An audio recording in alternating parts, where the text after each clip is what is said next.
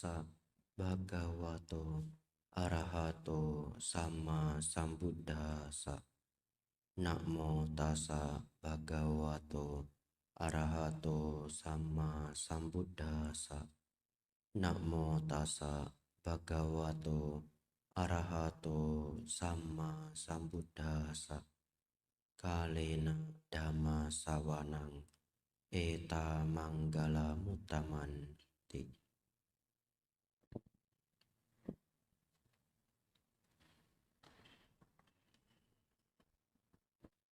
Yang termuliakan Buddha, Dhamma, dan Sangha, yang berbahagia pimpinan puja bakti, para romo dan ramani yang hadir, serta Bapak Ibu, saudara-saudari semuanya, selamat pagi, Namo Buddhaya. Bapak Ibu Saudara, sepertinya ini pertama kali saya mengisi puja bakti di Wihara Dhammajaya. Benar tidak? Sepertinya iya ya. Saya pernah datang ke wihara ini yang kedua kali, tapi mengisi puja bakti ini sepertinya pertama kali. Tak kenal maka tak akrab, Bapak Ibu Saudara. Nama saya Biku Abijato. Saat ini berwasa di Wihara Mendut.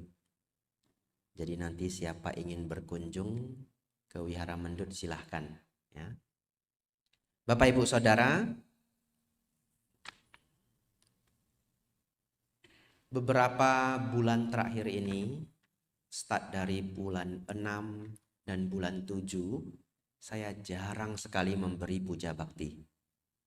Karena bulan 6 saya membantu ada tugas persamuan agung di kota Medan.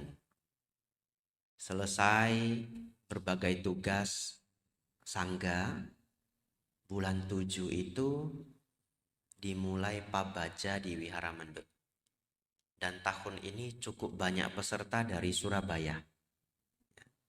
Kemudian diakhiri dengan ITC, Indonesia Tipitaka Chanting. Selesai ITC, masuk wasa. Jadi saat ini masa wasa. Apa itu masa wasa, Bante? Masa wasa itu sebenarnya masa musim hujan. Di zaman Sang Buddha dulu, di bulan seperti ini tidak bisa melakukan perjalanan. Sulit sekali melakukan perjalanan. Karena penuh dengan hujan, sehingga kalau kita berjalan di daerah pinggir desa, kadang-kadang ular itu keluar ya, kalajengking dan sebagainya. Di Indonesia sebenarnya kita bisa melakukan perjalanan walaupun masa wasa. Kendati pun demikian, tradisi itu tetap dipertahankan. Para biku lebih banyak di wihara selama masa wasa. Masa wasa ini nanti berakhir 29 Oktober. Tapi boleh keluar untuk beberapa alasan. Tidak boleh lebih dari 7 hari. Jadi hari ini selesai puja bakti, sore saya kembali ke Wihara Mendut dengan kereta api. Alasannya apa saja kalau ingin keluar pada masa wasa?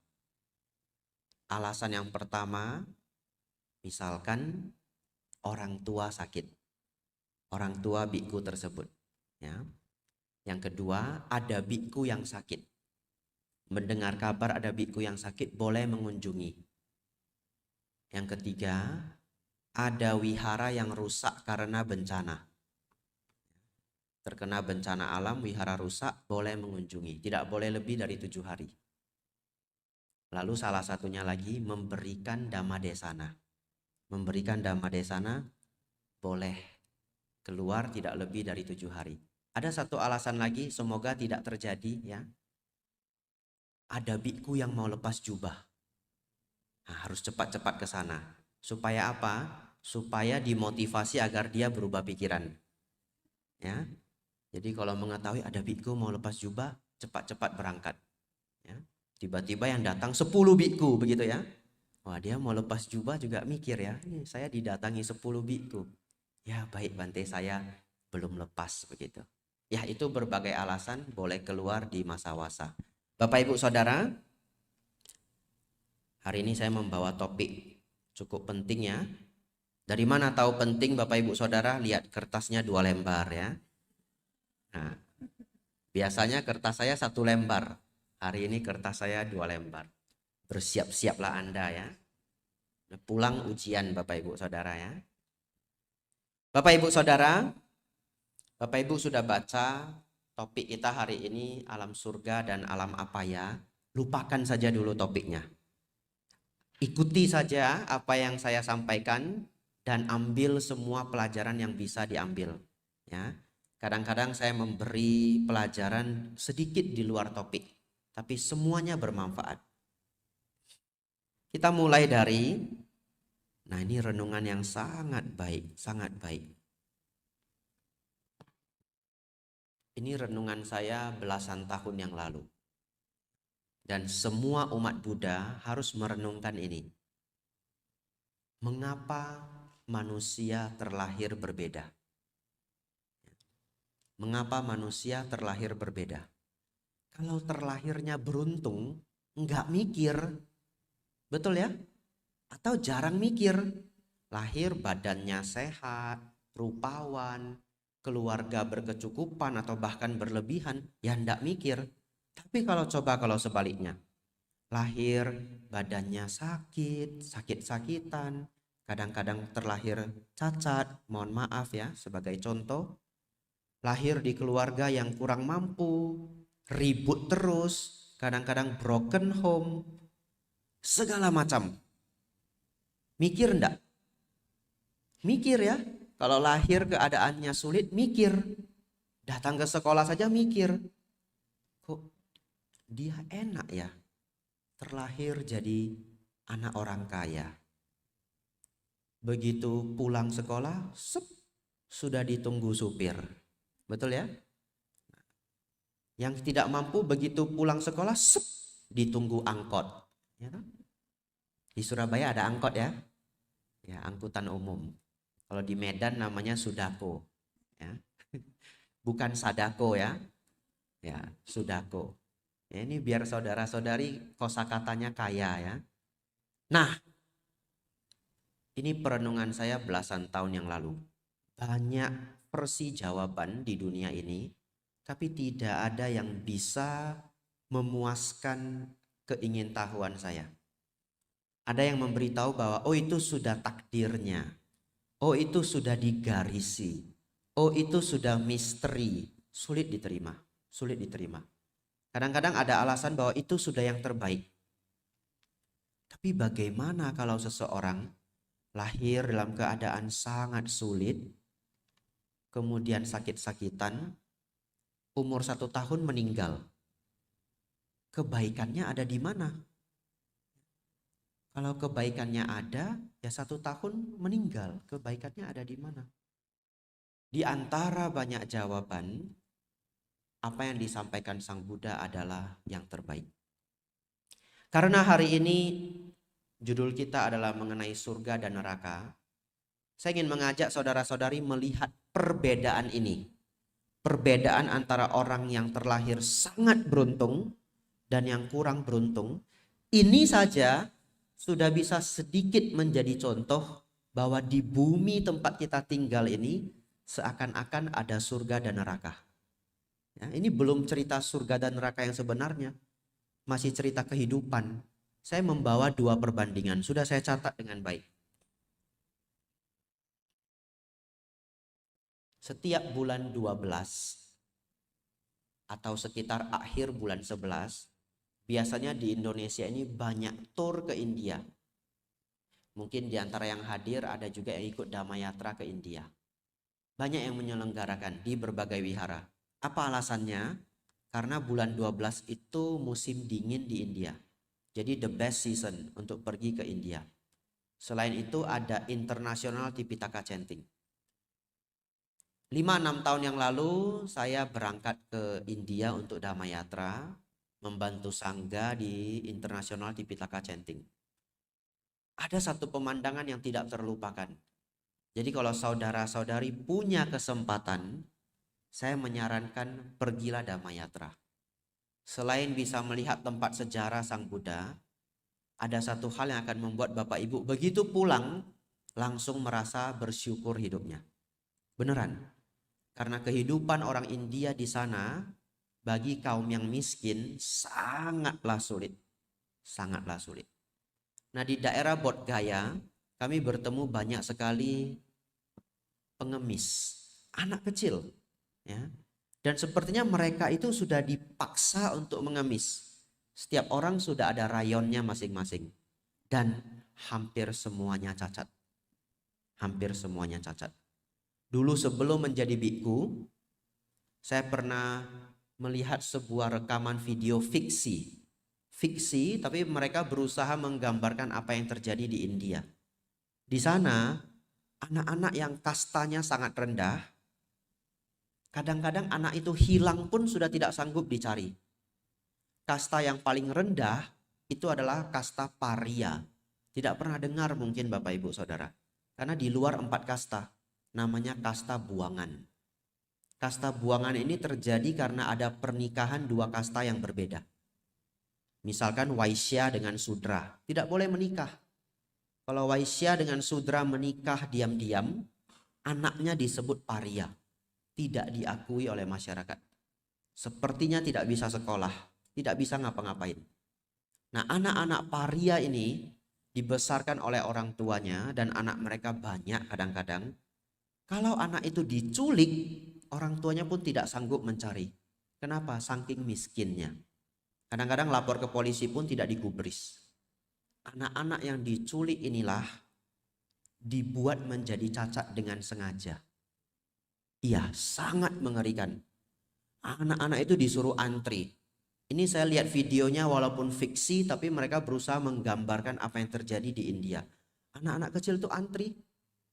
Dan di depan itu bukan temannya tapi anak kecil lainnya teriak bukan main. Dan kita nggak tahu apa yang terjadi di sana, nggak tahu.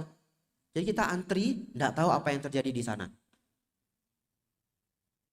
Begitu masuk, sudah ada parang, minyak panas. Tahu minyak panas untuk apa?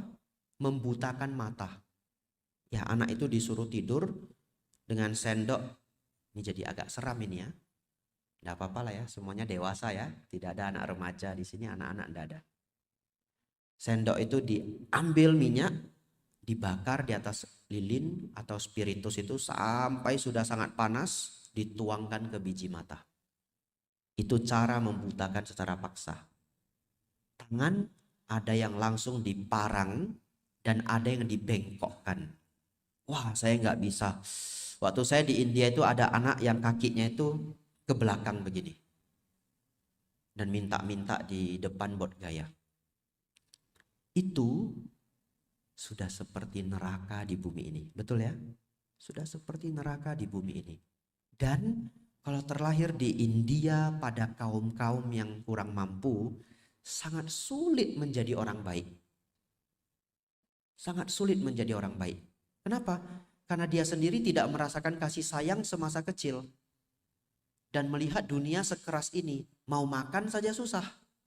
Sehingga tumbuh ketamakan yang luar biasa. Dulu saya di Thailand tinggal dengan guru saya, namanya Chow Kun Pariyati Witmon. Ya, namanya dalam bahasa Thai, Chow Kun Pariyati Witmon.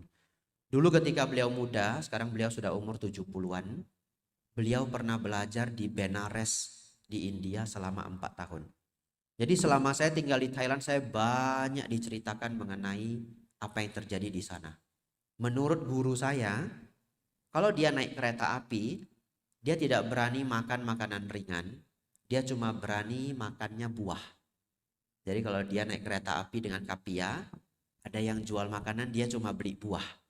Pisang ataupun jeruk. Alasannya apa? Pasti bersih.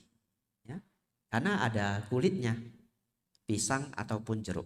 Lalu satu ketika kapia dari beliau itu beli pisang 1 sisir. Adalah pisang 1 sisir. Sampai di perjalanan beliau melihat ada anak kecil, kasihan begitu ya, sendiri. Lalu guru saya tanya, "Do you want banana? Mau pisang?" Anaknya jawab yes, ya toh? Dicopotlah 1 biji pisang. Di antara 1 sisir, betul ya? Ngasih 1. Tahu apa yang dilakukan anaknya itu? Dia mau ngambil 1 sisir ini. Mau ngasih 1, diberi 1, yang mau diambil adalah 1 sisir ini. Tidak ada rasa malu. Sedikit malu pun tidak ada. Lalu guru saya harus, no, this one, not this one. Baru dia ambil. Tidak ada rasa malu. Kenapa? Karena hidup begitu keras. Dia kalau malu, dia belum tahu besok bisa makan apa. Betul ya? Tidak mau malu dia. Mau ambil 1 sisir itu. Jadi dalam bahasa Thai ini, hai neng lu yak dai wi. Enggak usah hafal ya. Hai neng lu yak dai wi. Dikasih sebiji, maunya sesisir. Yaitu dari testimoni guru saya. Itulah yang terjadi di India. Bapak Ibu Saudara, banyak berbuat kebajikan, jangan lahir di tempat seperti itu, ya. Jangan lahir di tempat seperti itu. Lahirlah di tempat yang banyak orang-orang baiknya. Ini hanya daerah-daerah yang sulit di India ya, bukan daerah India secara umum. Daerah-daerah yang bagus seperti Bombay, Delhi, ya juga sudah menjadi kota yang sangat luar biasa. Baik, selanjutnya, Bante, tadi kan seperti neraka di bumi ini. Anak-anak kecil dibuat cacat dan sebagainya. Mana Bante? Mana? Surga yang seperti surga di bumi ini mana? Nah, salah satu contohnya Wihara Dhamajaya. Nah, lihat nih, baju putih semua. Pakai AC, ya toh? Katanya surga dingin toh katanya. Kan saya belum ke sana. Ini Bapak Ibu ke sana lapor ke saya ya. Nanti ya, jangan cepat-cepat ya. Saya beri contoh, terlahir seperti di surga, tapi masih di bumi. Kalau Bapak Ibu beruntung, lahir di negara sangat maju. Norwegia, Jerman ya. Ini saya catat, apa keuntungan lahir di sana ya. Yang kepengen lahir habis ini adithana ya. Lihat, di Jerman pendidikan gratis. Sampai hari ini, untuk seluruh dunia. Siapa saja mau belajar di Jerman, kuliahnya gratis. Kalau sekolah negeri. Kalau bayar pun 1 semester paling 2 juta, 3 juta rupiah. Untuk bayar apa? Uang bus. Dapat gratis bus selama kuliah. Busnya 1 provinsi. Nah, keliling-keliling dah sepuasnya ya. Lalu, kesehatan gratis. Ya. Nah, ini menarik ini. Kalau punya anak dan anaknya belum kindergarten, belum TK, setiap bulan dapat $900. Nah, jadi banyak anak, banyak rezeki ya. Nah, ini benar ini ya. Di Norwegia, saya kok kayak endorse negara ini ya. Ini perbandingan ini ya, bukan endorse negara ya. Ya, di Norwegia setiap tahun diberi kesempatan 20 hari vacation days. Cuti jalan-jalan. Dibayar. Ya, cutinya dibayar. Saya nggak tahu jalan-jalannya dibayar nggak tahu ya. Kalau sudah di atas 60 tahun, oh ini jalan-jalannya dibayar loh ini. Senang sekali ya. Saya pindah Norway dah ya. Kalau sudah di atas 60 tahun, tambah 5 hari. 30 hari. Ya. Selanjutnya, cuti sakit boleh 4 kali setahun. Sekali sakit dikasih cuti 3 hari. Berarti setahun 12 hari. Ya.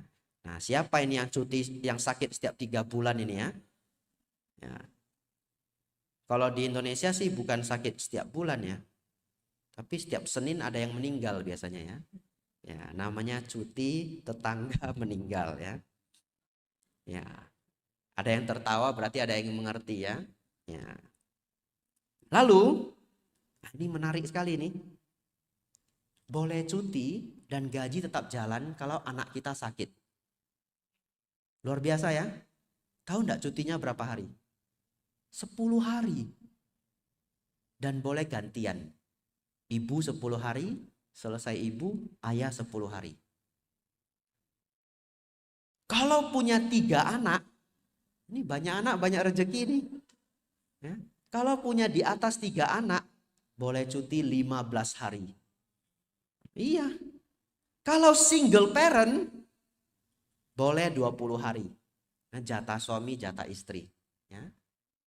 Terakhir ya, sudah mau habis. Saya sungkan juga dari tadi seperti iklan saya ya. Selama kuliah, sudah kuliahnya gratis, boleh pinjam uang sama negara untuk biaya hidup. Karena namanya kuliah kan perlu biaya hidup toh. Tidak ada bunga. Tidak ada bunga. Pinjaman tanpa bunga. Dan kalau mati dianggap lunas. Ya. Maksudnya ya keluarga lainnya tidak terbebani ya. Kalau di Indonesia kadang-kadang mati utangnya diwariskan. Ya. Bukannya dapat warisan harta, dapat warisan utang ya. Ya. Lalu kriminalnya rendah, korupsi rendah, bencana rendah. Itulah yang terjadi di Norwegia. Luar biasa ya. Membandingkan dua kehidupan ini benar-benar sudah seperti surga dan neraka. Baik, kita lanjut ke topik yang lebih inti. Itu pun Bapak Ibu Saudara, walaupun ada yang terlahir dalam keadaan sangat sulit seperti di India, atau sangat bahagia seperti di Norwegia, Jerman dan yang lainnya, bisa terlahir sebagai manusia pun sebenarnya sudah berkah. Ya, walaupun ada yang sesulit itu. Bante, kalau Indonesia bagaimana Bante? Tadi kan kita membandingkan kedua negara, Indonesia bagaimana? Secara dharma Indonesia sudah baik. Kenapa? Majjhima Patipada, tengah-tengah ya. Makmur sekali ya belum, ya susah sekali ya tidak. Ya, Majjhima Patipada, sudah baik. Bapak Ibu Saudara, ada satu perumpamaan, Bapak Ibu ingat ini, perumpamaan yang sangat terkenal di dalam kitab suci. Sang Buddha menggambarkan bisa terlahir sebagai manusia ini seperti halnya. Nah, ini perumpamannya agak rumit ini. Harus dibayangkan ya. Seperti halnya kalau ada sebatang papan kayu yang lubangnya tengahnya itu berlubang. Lalu dilempar ke laut lepas. Dan di dalam lautan ada seekor kura-kura buta yang akan naik ke atas laut setiap 100 tahun. Satu ketika 100 tahun naik sekali, 100 tahun naik sekali. Ini lautan kan luasnya luar biasa dan kayu ini terhanyut-hanyut entah kemana. Satu ketika kura-kura ini akan pas kepalanya keluar di antara lubang kayu. Seperti hampir tidak mungkin. Betul ya? Seperti hampir tidak mungkin. Sang Buddha mengatakan seperti itulah kesempatan terlahir di alam manusia. Saking sulitnya bisa terlahir sebagai manusia. Jadi bersyukurlah kita terlahir sebagai manusia. Tapi Bante, apakah perumpamaan itu masuk akal? Sangat masuk akal. Kenapa? Bapak Ibu bisa membandingkan manusia yang katanya sekarang jumlahnya hampir 8 miliar dengan makhluk lain yang terlihat mata. Tidak perlu yang tidak terlihat mata. Yang terlihat mata dulu. Misalkan makhluk-makhluk yang ada di laut. Ikan teri saja jumlahnya sudah enggak terhitung. Betul ya? Iya, ikan teri saja. Belum ikan yang lainnya. Lalu semut. Nah, jumlah semut ada berapa? Apakah semut itu bukan makhluk hidup? Hidup toh? Iya. Dalam dharma, satu semut itu ya satu kehidupan. Berapa jumlah semut di dunia ini? Nah, nanti cek Google ya. Ada loh yang hitung pakai matematika. Oh, nolnya banyak sekali. Beneran? Ya.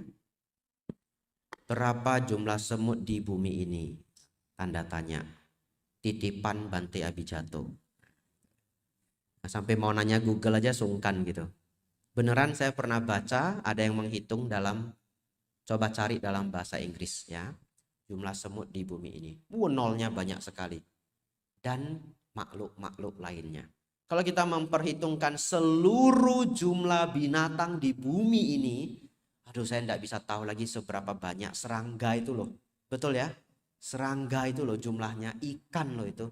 Ikan sama serangga saja banyaknya minta ampun. Kita cuma 8 miliar.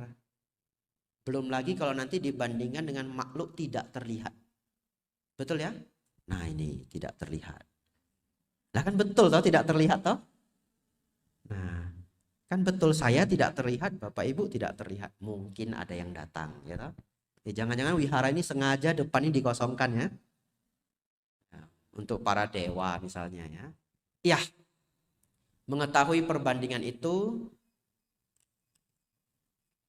terlahir sebagai manusia sudah sangat beruntung. Tapi ini bagian sangat penting. Itu suara apa? Tanda bahaya? Atau ceramah berakhir? Ceramah berakhir. Ya, enggak apa-apa ya, siapa yang bunyi ditutup enggak apa-apa. Wajar saja terjadi. Siapapun kadang-kadang bisa lupa. Ya, tidak perlu malu, enggak apa-apa, ditutup aja. Baik, kita lanjutkan. Tapi Bapak Ibu Saudara, kadang-kadang ada sedikit salah kaprah. Ada yang berpikir bahwa karena sulit terlahir sebagai manusia, maka kehidupan manusia pasti baik. Tidak. Kehidupan manusia tidak ada apa-apanya dibandingkan para dewa. Namun, kehidupan manusia ini ada kelebihannya. Kita adalah makhluk yang hidup di antara alam rendah dan alam surga. Alam rendah namanya apaya. Betul ya? Di bawah kita sudah apaya, di atas kita surga. Apaya itu alam rendah. Kita di antaranya. Karena kita di antaranya, kebahagiaan dan penderitaan itu datang silih berganti. Siapapun Anda. Siapapun Anda.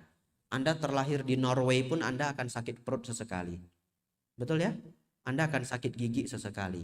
Anda akan sakit kepala sesekali. Keluarga bisa meninggal. Orang yang disayang bisa berpisah. Tidak terkecuali. Jadi hidup di bumi ini sebagai manusia, kebahagiaan dan penderitaan datang silih berganti. Tapi karena itu, Sang Buddha mengatakan, terlahir sebagai manusia adalah kesempatan terbaik untuk belajar dhamma.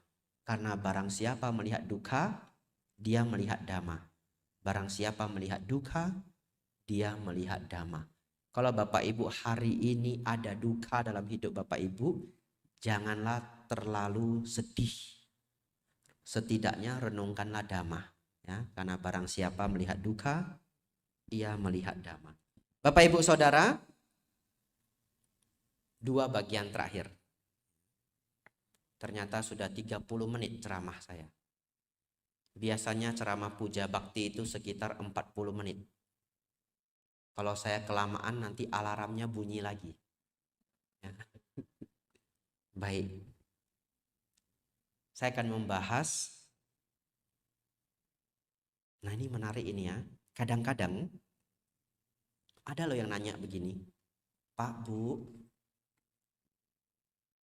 Bapak agamanya apa? Misalkan di tempat umum ya. Padahal sebenarnya hal seperti ini tidak baik. Ya, hal seperti ini tidak baik. Karena yang namanya beragama itu adalah hak masing-masing individu dan tidak boleh diganggu. Ya, tapi kadang-kadang di tempat umum seperti ini. Pak, Bu, agamanya apa? Oh, saya agama Buddha. Ada nggak surga di tempat Bapak? Iya, saya pernah ditanya begitu. Sudah bentuk saya seperti ini masih ditanya, lihat. Kebangetan enggak? Menurut saya sih kebangetan ya. Saya sudah bentuknya seperti ini. Biksu. Enggak panggil biksu, Bapak. Bapak agamanya apa? Oh, saya Buddha. Oh, yang biksu itu ya? Oh iya. Iya. Yang belajar Saulim? Oh, bukan. Ini beneran ini. Sering ditanya begitu. Ya. Yang Saulim? Oh, bukan gitu. Nah, Pak, di tempat Bapak ada surga tidak? Nanyanya begitu, ya. Oleh karena Bapak Ibu Saudara ini guyon sedikit, nanti kita balik ke topik ya. Karena guyon ini penting ya. Kalau kami para biku ke tempat umum seperti di bandara, jalan aja dengan pede dan badan tegak begini, jalan saja. Nanti orang minggir sendiri. Iya. Orang minggir sendiri, jalan saja dengan pede. Tahu kenapa?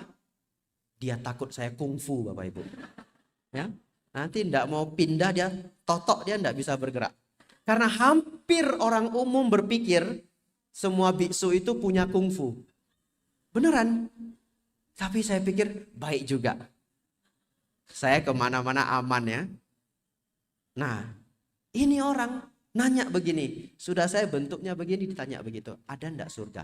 Kalau Bapak Ibu Saudara ditanya seperti itu, harus dengan sangat percaya diri menjawab, oh tentu di agama saya ada surga.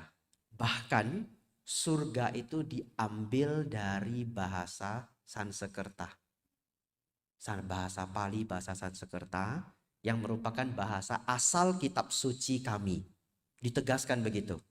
Surga dalam bahasa Sanskerta, bahasa Palinya adalah Saga. Saga yang artinya tempat yang bahagia. Ya. Jadi sebenarnya lucu kalau itu ditanya ke kita, ada nggak surga di tempat Bapak? Kenapa? Wong bahasanya saja pinjam dari kita, betul ya? Ya bahasa saja pinjam dari kita, tentu ada surga. Nah, supaya Bapak Ibu semangat dan optimis, ada 6 alam surga dan 20 alam Brahma. Semuanya disebut surga. Totalnya 26. Dulu ada seorang guru Dhamma, nama beliau adalah Pak Cornelis Wawor. Masih ada yang ingat? Masih ada yang ingat ya? Pernah datang kemari? Pernah ya? Pak Cornelis Wawor itu sering membuat gambaran seperti ini. Di tempat lain surganya 1. Di ajaran Buddha surganya 26. Ini gambaran Pak Cornelis Wawor. Saya pinjam aja biar aman. Ya. Jadi kalau ada yang protes cari Pak Cornelis Wawor ya. Jangan cari saya. Lalu Pak Cornelis Wawor itu bilang begini. Kalau kita main golf, lubangnya 1 dengan lubangnya 26, yang mana yang gampang menang? 26 ya. Yang depan gak masuk, tengah gak masuk, belakang gol gitu ya. Nah itulah ajaran Buddha ya. Surga kita ada 26. Saya akan memperkenalkan, tidak saya bahas karena waktu kita terbatas. Yang paling rendah adalah alam Catu Maharajika. Disebut alam 4 Raja Dewa. Kalau Bapak Ibu pergi ke kelenteng-kelenteng tua, kadang-kadang begitu masuk itu dijaga sama 4 dewa. Ya. Saya pernah dulu sebelum jadi biku ke Tiongkok, ada satu kelenteng tua dan ada 4 Raja Dewa di pintu gerbangnya, bagus sekali. Saya pikir di Indonesia juga ada. Ya. Alam 4 Raja Dewa ini, Catu Maharajika adalah alam dewa paling rendah. Umurnya 500 tahun surgawi. Lahir di sana umurnya 500. Lahir sebagai manusia umur lebih kurang saat ini 75. Ya. Lalu yang uniknya, para dewa dan alam manusia ini punya perbedaan dimensi. 1 hari di sana, 50 tahun di sini. Ya, 1 tahun di sana, 50 tahun di sini. Ini kedengaran sangat aneh. Tapi kalau Bapak Ibu Saudara ada yang belajar fisika akan paham hal ini. 1 hari di planet lain itu bisa bertahun-tahun di sini.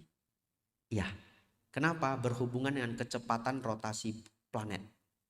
Kecepatan planet kita adalah 70.000 km per jam. Kan bumi ini sedang bergerak toh. Kalau di planet lain yang jauh kecepatannya berbeda, maka 1 hari di sana akan berbeda dengan di sini. Saya tidak berusaha mencocok-cocokkan. Saya hanya memberitahu bahwa kadang-kadang perbedaan waktu itu bisa terjadi di alam semesta. 1 hari di alam Catu Maharajika, 50 tahun di alam manusia. Alam yang kedua adalah Tawatingsa. Di alam Tawatingsa ini, mereka para dewa Tawatingsa berumur 1000 tahun. 1 hari di sana, 100 tahun di sini. Selanjutnya adalah alam dewa Yama. 1 hari di sana, 200 tahun di sini. Dan mereka berumur 2000 tahun. Selanjutnya adalah alam dewa Tusita. 1 hari di sana, 400 tahun di sini. Mereka berumur 4000 tahun. Kemudian alam Nimanarati. 1 tahun di sana, 800 tahun di sini. Dan mereka berumur 8.000 tahun surgawi. Terakhir, Parinimita Wasawati. 1 hari di sana, 1.600 tahun di sini. Dan mereka berumur 16.000 tahun surgawi. Jadi Bapak Ibu Saudara ingin terlahir di alam surga, lahirlah di alam yang tinggi ini ya. Ya, nanti sudah lahir di sana lapor ke saya ya. Pada waktunya ya, pada waktunya. Setelah itu ada 20 alam Brahma. Alam Brahma tidak saya bahas, tapi alam Brahma itu adalah alam yang dicapai karena telah mencapai tingkat jana. Perbedaannya apa? Di alam Brahma tidak ada kamaraga, hasrat nafsu ragawi. Jadi para Brahma itu tidak ada suami, tidak ada istri. Mereka menikmati kebahagiaan dari batiniah. Tapi 6 alam ini yang tadi saya sebutkan masih ada nafsu. Ya. Ini Bapak Ibu Saudara 26 alam surga. Menutup puja bakti kita pagi ini, saya masih harus membahas alam apaya. Betul ya? Karena judulnya adalah surga dan apaya. Apaya Bapak Ibu Saudara, apa artinya tanpa. Aya artinya kebajikan. Alam apaya artinya alam tanpa kebajikan. Semalam kami membuat kegiatan namanya BBM. Bincang-bincang muda-mudi. Di gedung sana. Jam 6 sore saya pelajarannya dimulai. Ada satu peserta yang bertanya, pertanyaannya bagus sekali. Bante, kalau kita lahir sebagai manusia, tapi tidak banyak berbuat kebajikan atau bahkan tidak berbuat kebajikan, karma baik kita bisa habis enggak? Betul ya? Karena Bapak Ibu setiap hari sebagai manusia ini makan enggak? Makan ya? 3 kali sehari. Naik mobil, naik motor, naik kendaraan, pakai AC, belajar dan sebagainya. Itu semua menghabiskan karma baik lampau. Ya, itu semua menghabiskan karma baik lampau. Dan ada orang yang tidak suka berbuat kebajikan. Bisa enggak Bante? Karma baiknya habis.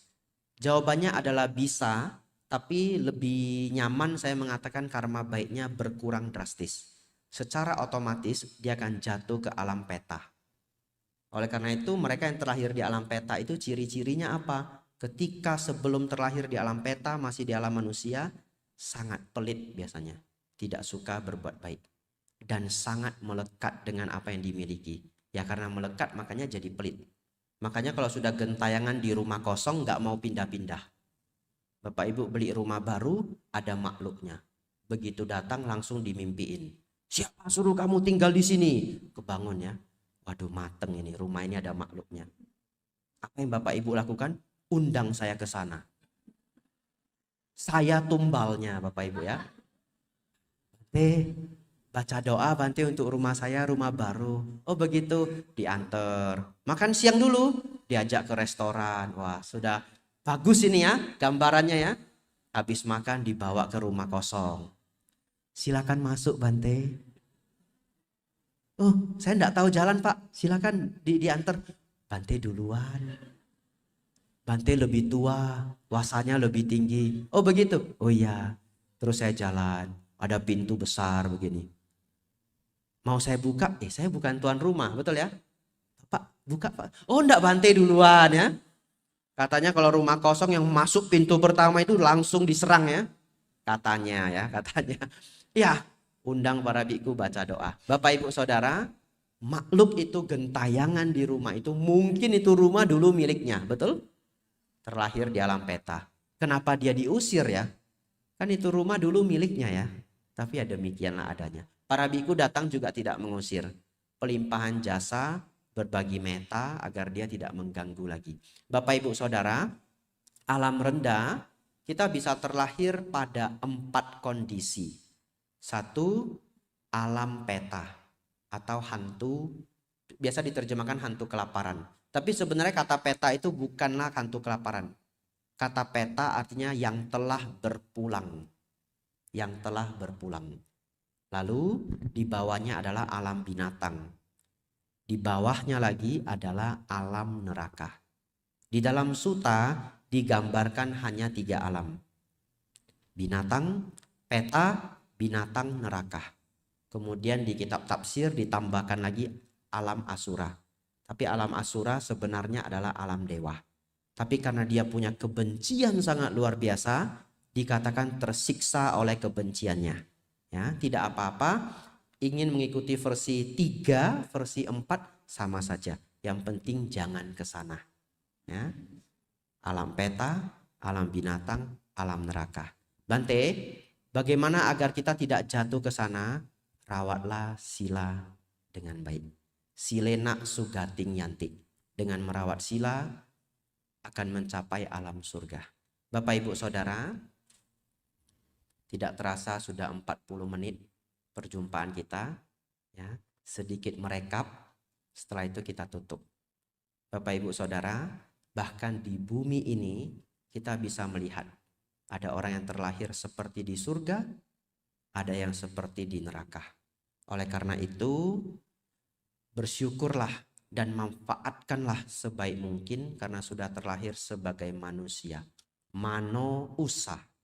Mano artinya batin, usa artinya unggul. Manusia artinya yang unggul batinnya. Kalau berlatih. Ya, kalau berlatih. Kalau tidak berlatih, tidak unggul batinnya. Terakhir sebagai manusia, jangan jatuh ke alam neraka, alam binatang, ataupun alam peta. Kalau Bapak Ibu jatuh ke alam peta, nanti saya ditumbalin, saya datang nyari Bapak Ibu. Ya. Bapak Ibu Saudara, dari terang menuju terang, itulah anjuran Sang Buddha. Hidup yang baik itu hanya ada 2. Dari gelap menuju terang, dari terang menuju terang.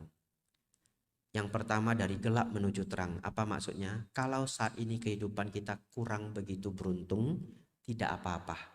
Berjuang agar kehidupan semakin baik, semakin baik, semakin baik.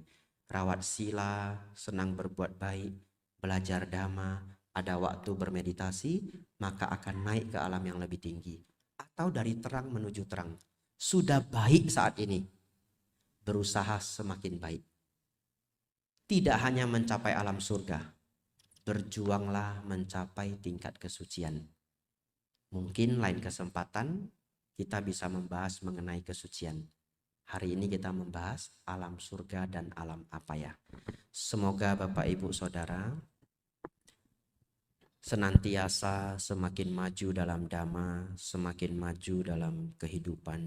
Sabe sata bhawantu sukhitata. Semoga